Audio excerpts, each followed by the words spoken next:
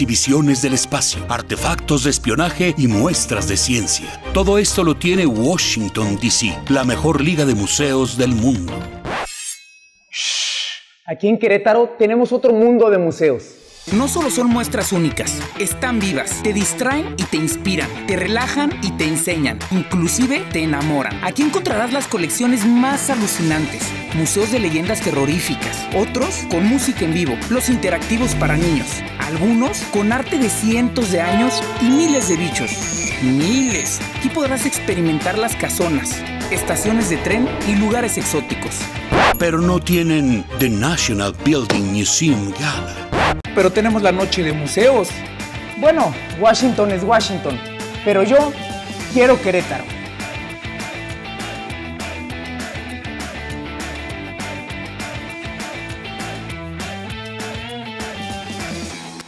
Hablando del tema de economía creativa, personalmente creo que esta es una oportunidad muy interesante para tratar de darle un giro a la política alrededor de las industrias creativas y culturales y verlas como una herramienta realmente de crecimiento y desarrollo. Creo que primero, el primer paso que hay que dar es empezar por entender qué es la economía creativa, porque hay muchas definiciones ya que son varios organismos y gobiernos los que están involucrados ya en este tema. Y dentro de las muchas definiciones, propongo que ocupemos esta, que me parece muy sencillo, de todos colegas del BIT, que dicen que la economía creativa es el conjunto o el grupo de actividades a través de las cuales las ideas se transforman en bienes o servicios culturales y creativos cuyo valor está protegido o podría estar protegido a través de los derechos de propiedad intelectual.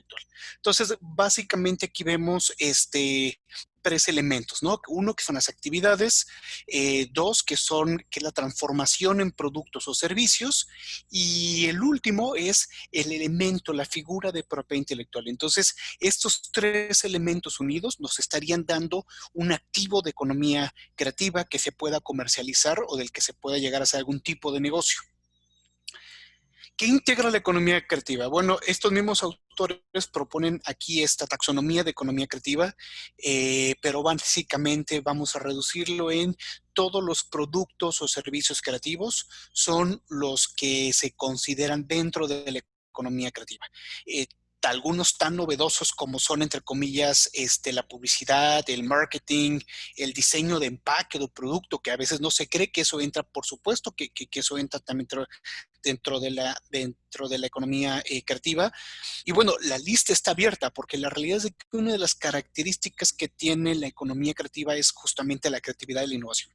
Entonces, todo el tiempo están surgiendo nuevas formas de hacer cosas. Entonces, por un lado, tenemos quizá viejas actividades como es el teatro que estamos hablando que ya tiene ahí varios cientos de años en el mercado y estamos innovando en ese sector. Inclusive hay patentes que yo les llamo en un libro que estoy trabajando, patentes creativas, en el que el motivo del invento es tratar de impactar en la economía creativa. Entonces, a pesar de la antigüedad del cine y el teatro, perdón, ya se están buscando alternativas tecnológicas, pero tenemos elementos mucho más novedosos, como es el caso de los videojuegos y otras tecnologías y otras funciones que ya están trabajando inclusive con inteligencia artificial, que eso también es un temazo y lo vamos a abordar en algún punto.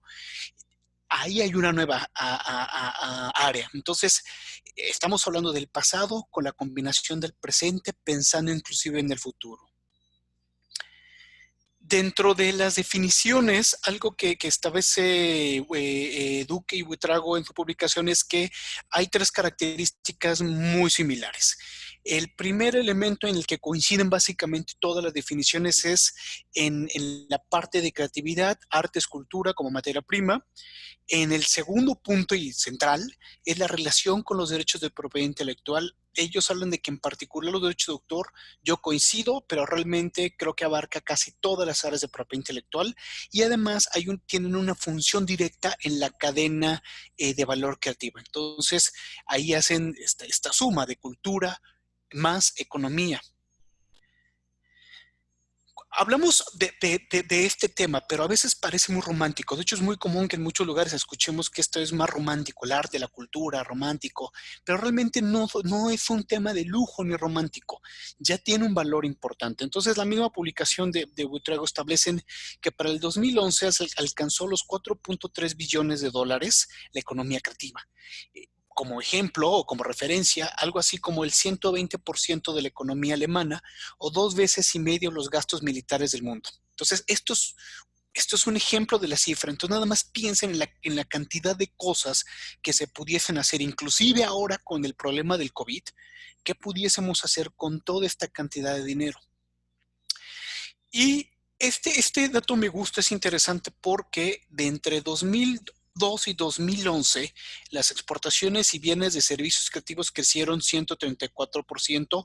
Ahí hay una lista, artesanía, audiovisual, diseño, bla, bla, bla.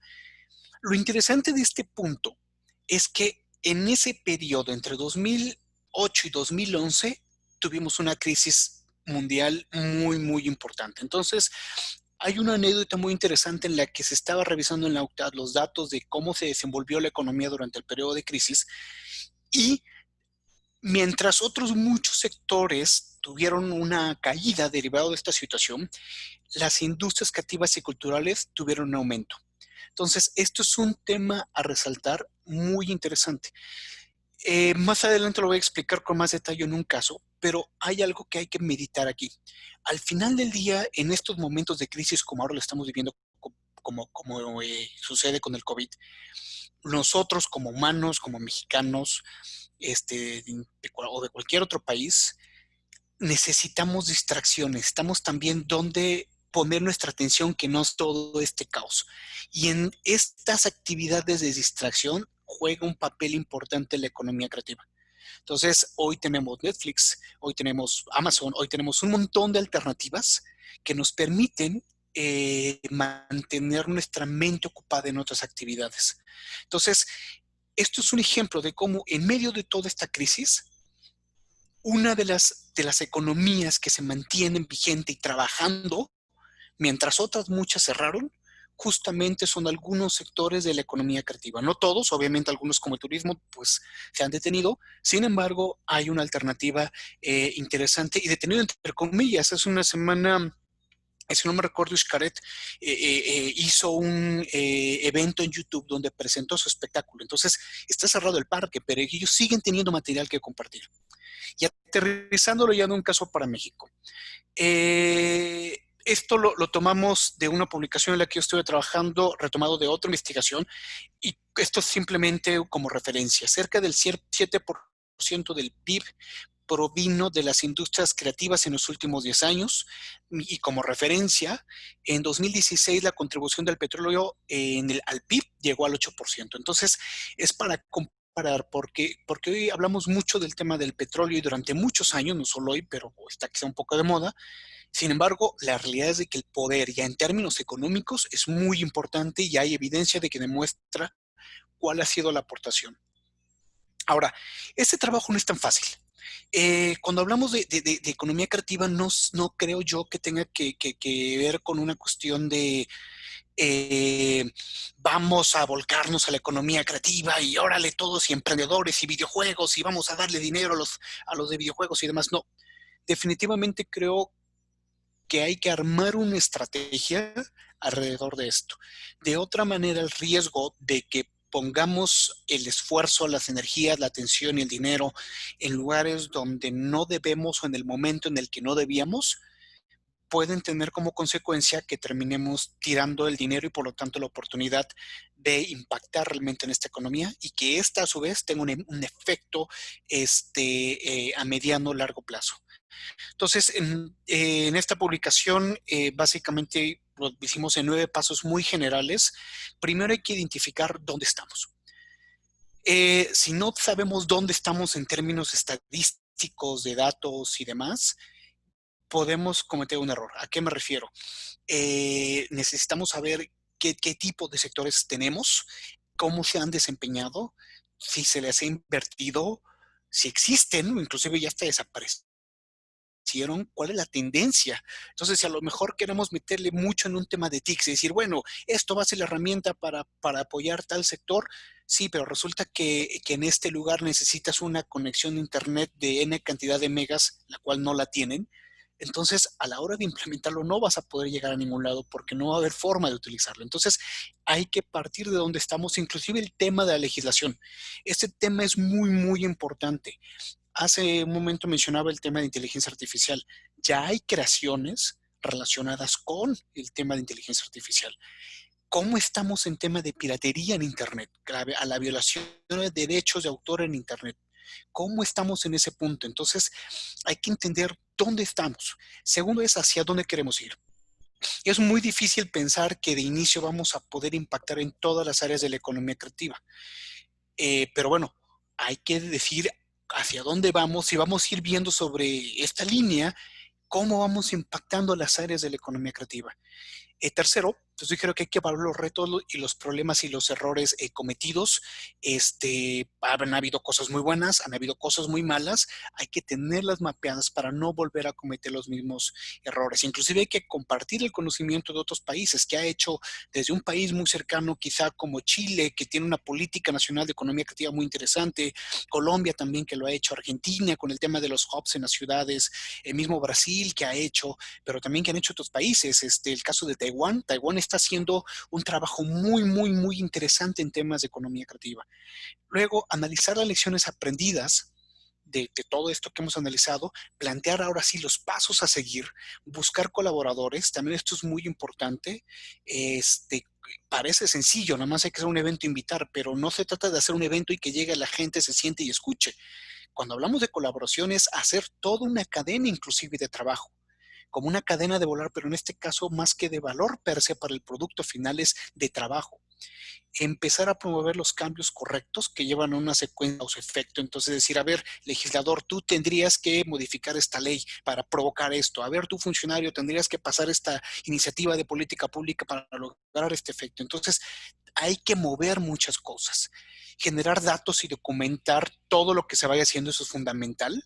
Y algo muy importante que a veces omitimos hacer en México, revisar lo que hicimos, documentar lo que hicimos mal y aprender a partir de ahí, porque eso nos va a regresar al punto uno y si eso no lo tenemos bien, vamos a volver a regresar al mismo punto. Entonces, dentro de todas las historias alrededor de la economía creativa, hay dos que me gustaría puntualizar. La primera tiene que ver con la respuesta a esta pregunta. ¿Qué países ocupan el top 3 de mayores productores de películas en el mundo? Yo sé que muchos dirían, sí, por supuesto, México está en el top 3, casi, muy lejos del casi, pero más o menos. México no está, pero aquí hay un tema interesante. El primer lugar no es Estados Unidos, sino es el tercer lugar, es Hollywood.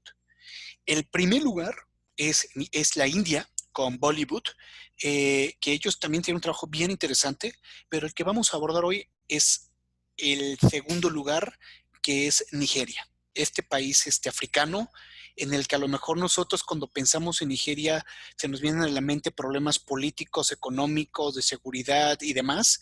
Sí, tienen estos problemas, pero han sabido ubicar una forma de salir adelante a pesar de los problemas que han tenido. Y es ahí donde viene esta característica muy interesante como ejemplo de resiliencia.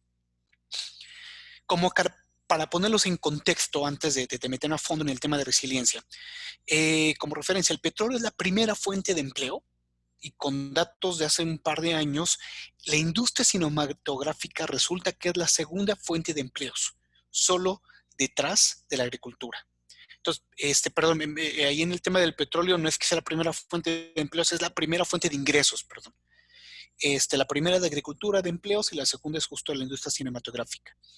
¿Qué tan importante ya es hoy la industria cinematográfica? Bueno, ustedes revisan el PIB, cómo dividen, cómo analizan el PIB, cómo calculan el PIB Nigeria, ya hay un indicador enfocado específicamente al tema de las industrias creativas y culturales y principalmente en el tema de la industria cinematográfica. A ese nivel ya estamos hablando. Se calcula que generó 1 millón de empleos en el tiempo que ha venido trabajando la industria cinematográfica. Para que se den una idea, ha llegado a producir hasta 50 películas a la semana y un promedio de 1,200 filmes al año. Ahí, ojo, la cantidad no necesariamente tiene que ver con el tema de la calidad. Entonces, pero al final del día aquí no estamos hablando per se de la calidad, sino de la cantidad, porque además esa cantidad tiene un impacto en el número de empleos generados, ¿ok?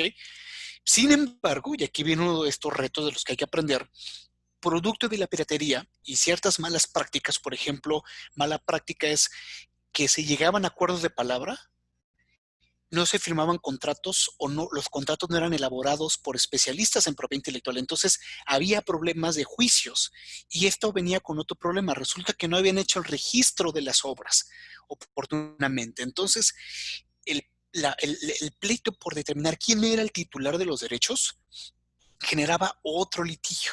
Total que al final no solo no se hacía la película o la obra, sino además había un litigio. Entonces no solo no ganabas, sino además tenías que gastar en el juicio. Entonces, derivado de esta situación más la piratería, que es un problema grave, a pesar de que, les voy a contar ahora qué pasó con la piratería, se calcula que se perdieron cerca de 1 millón de empleos en más. Y bueno, ¿a qué voy con esta historia de la economía en caso de Nigeria?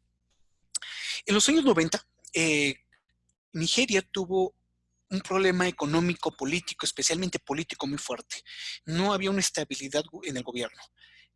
Por otro lado, el idioma, el lenguaje oficial en que se supone el inglés no era hablado por toda la población que habitaba el país. Entonces, esto le agregaba un problema más grave.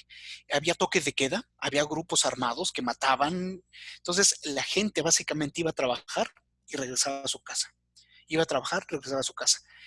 Opciones como el cine, pues quebraron, pues no había quien fuera, donde había cines, pero además la televisión local de Nigeria también terminó quebrando porque pues había que poner ciertas medidas de austeridad. Mucho de este talento que salió de la televisión, pues tuvo que optar por ganarse la vida de como pudiese. Entonces, hay dos personajes muy interesantes.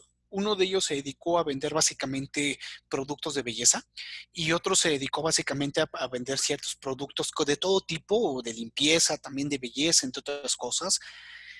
Uno de ellos, cuando juntó suficiente dinero, lo que hizo fue tratar de comprar una grabadora muy sencilla y comprar VHS para poder grabar y se puso a hacer una película. Esta película no la grabó ni siquiera en inglés, la grabó en uno de los idiomas nativos, el Igbo, uno de los idiomas nativos de Nigeria.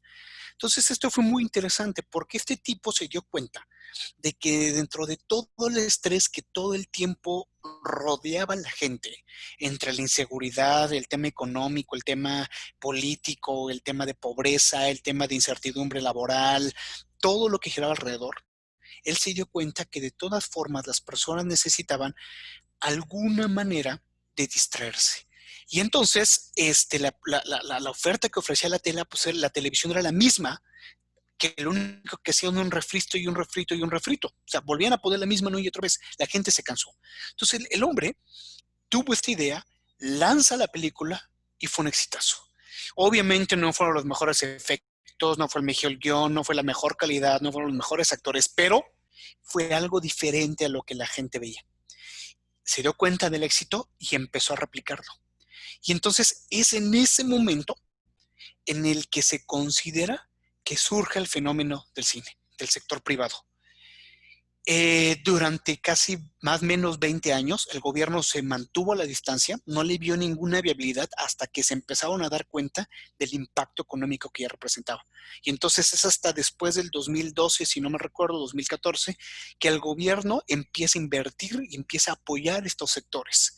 Entonces, no fue algo sencillo, pero esta capacidad de resiliencia de esta persona que se queda sin trabajo, que tuvo que vender en la calle productos de belleza, que bien pudo haberse resignado a no seguir adelante, tomó la decisión de ocupar el dinero, arriesgarse, buscar la alternativa y bueno, hoy se le conoce como el fundador del cine nigeriano o Nollywood, como lo bautizaron.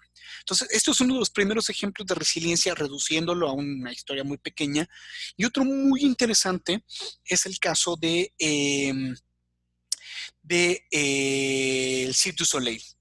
Gaël Liberté eh, es un personaje que de chavo, de muy chavo, le interesaba mucho todo el tema de las artes. Entonces, él estando en Canadá, resulta que se entera que hay una posibilidad de irse un año a Inglaterra para tratar de aprender un poco más sobre lo que le gustaba, que lo veía como hobby. En ese momento sus padres dijeron, bueno, era muy común que después de acabar la prepa y antes de entrar a la universidad, la gente, los chavos tomaron un año sabático para descubrir o afianzar qué querían, viajaban, era entre comillas común.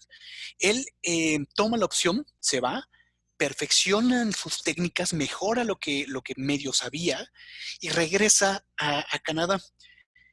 Imagínense que sus padres esperaban que fuera abogado, ingeniero, productor, y les dice, quiero ser alguien que se encargue de trabajar en las artes circenses. Obviamente hubo lágrimas, se enojaron sus papás, estuvo muy triste la historia. Sin embargo, él dijo, pues lo voy a hacer. Y él empezó solito una mini pequeña compañía con otros dos amigos. Entonces, poco a poco empezaron a hacer ciertos espectáculos en la calle, muy atractivos para la época y para el lugar. Y coincide que el gobierno celebraba los 450 aniversarios, si no me recuerdo, de la fundación del descubrimiento de Canadá. Entonces, en ese momento el gobierno empezó a financiar ciertas actividades y ellos lograron convencer, Gabriel Liberté principalmente, al gobierno de invertir en su show. Entonces, parece algo muy loco y al principio lo dudaron, pero para convencerlos, lo que hizo fue caminar en zancos de una distancia a otra muy lejana, escupiendo fuego, con tal de llamar la atención de la gente y generar esa expectativa. Funcionó tan bien que a partir de ahí el gobierno decidió invertir en su proyecto y les dieron un capital. El espectáculo fue exitosísimo, les fue bastante, bastante bien. Y como consecuencia, uno de los visitantes de Los Ángeles les dijo, oigan, me gustó mucho su show, yo los invito a Las Vegas para que vengan y presenten el espectáculo. Ustedes corren por todos los gastos, yo me aseguro de traerle a la gente. Aquí es un tema de riesgo. Si ustedes tienen un buen primer espectáculo y causan una primera buena impresión, vamos a firmar un contrato y armamos todo un show por varias sesiones. Pero si no, pues cada quien a su casa. Esto significaba que el poco dinero que habían ahorrado derivado de esta inversión que recibieron, pues lo tenían que invertir.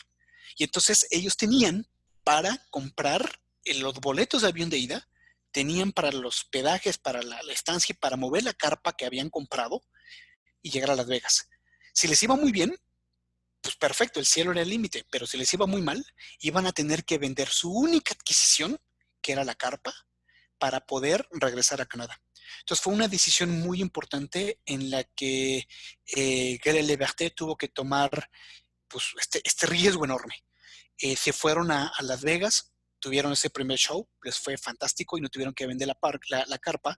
Y bueno, hoy el Cirque du Soleil es lo que es. Entonces, esto es otro ejemplo de esta resiliencia, porque estoy reduciendo la historia, pero muchas veces le dijeron que no.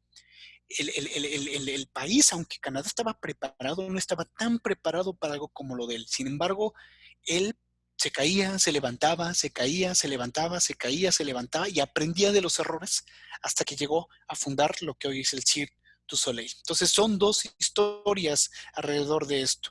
Y bueno, el documento del que les hablé al principio básicamente es vincular propiedad intelectual, creatividad e innovación para el desarrollo de México, que logró terminar en una iniciativa de reforma de ley, porque en la Ley General de Cultura y Derechos Culturales, que es la ley federal al respecto, no maneja desafortunadamente el tema de industrias creativas y culturales. Entonces se logró presentarlo, convencer a X legisladora para que se presentara esta iniciativa y pues bueno, esto es algo importante para nosotros y para la economía creativa. Y para terminar, algunas conclusiones. Primero, yo considero que la economía creativa puede generar un proceso de recreación de la estructura de clases en la sociedad de México y de varios países. Ya no esta clase social de élite que tiene acceso a la cultura, no, sino todo, así como el sector automotriz y los que están en la clase, en la sociedad del sector automotriz, entre manufactura, creo que ya podemos hablar de esta recreación porque ya ha sucedido en otros países. Segundo, es una opción que puede ayudar al desarrollo y crecimiento del país y también ya hay la evidencia y no estamos hablando de países de primer mundo, ya pusimos el ejemplo de Nigeria.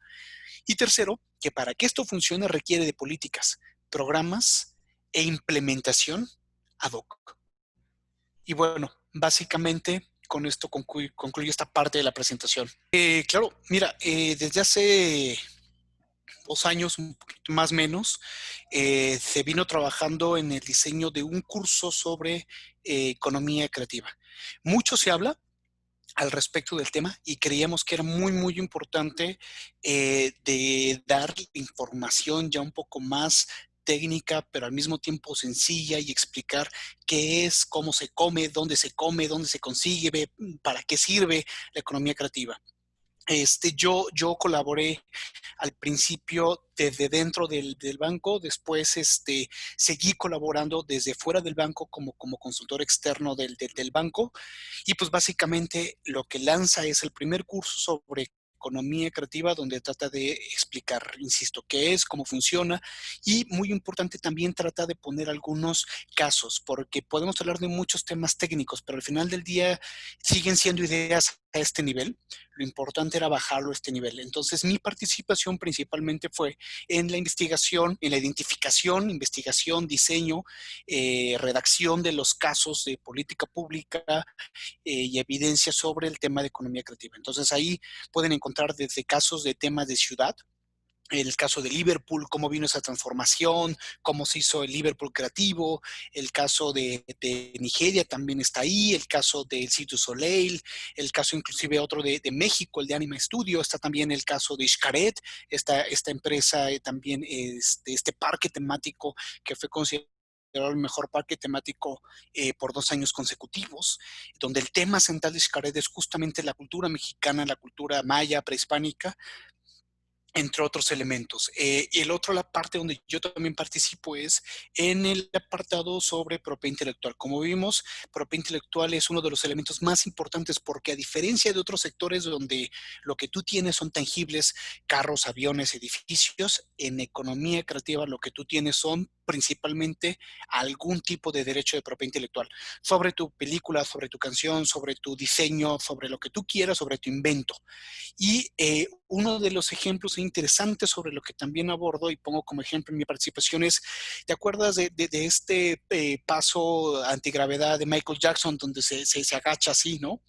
El paso antigravedad, bueno, a eso es una patente la que Michael Jackson actúa como inventor. Entonces también buscamos vincular este tema de innovación, ciencia y tecnología que a veces se ve alejado del tema creativo, vincularlo con algunos ejemplos con el tema de economía creativa. En todo este proceso de investigación que yo hice de los casos para este curso como para otro libro que ya estoy trabajando y que pronto va a salir sobre economía creativa y propiedad intelectual y en general para mi vida en esto de hace muchos años, hay algunas 2, 3 características que encuentro en todos los casos interesantes, no digo exitosos, porque no necesariamente solo exitosos, pero interesantes de economía creativa. Y esa característica, dentro de esas 3 características, quizá la más importante que ahora resalto y ubico es justamente el tema de resiliencia. No conozco un caso en el que les haya salido a la primera y rápido un proyecto. Pudo haberle sido más o menos bien al principio, de repente algo pasó que los detuvo y los hizo reflexionar. Hay muchos que sobrevivieron a ese momento, hay muchos que se frustraron y no siguieron. Entonces, eh, creo que el curso y la situación actual nos deja esa evidencia y ese aprendizaje. El conocimiento es importante, la aspiración es importante, pero las habilidades, especialmente esta capacidad de ser resiliente, es fundamental. Si no trabajamos en este trabajo de desarrollar o entrenar la resiliencia, no solo no se va a salir adelante de la situación actual del COVID, sino no se va a salir adelante de ningún otro problema casi. Entonces, creo que mi mensaje final es ese. El éxito, dentro de lo que quieran concebir como éxito en la economía creativa, radica en esta capacidad de mantenerse de pie, de no dejarse caer, de mantenerse resiliente y saber que está difícil, pero si leen la historia de personajes como el fundador de Cirque du Soleil, el de Nollywood, en otros casos que están ahí, de otros casos que pueden encontrar, inclusive tú mismo sabes, la de Cantinflas, se van a dar cuenta que no fue un proceso fácil y no fue un proceso rápido. Entonces, no dejen de tener eso presente, porque si lo pierden de vista, se van a rendir de manera muy sencilla. Entonces, busquen aspiración en estos personajes, seguramente la van a encontrar.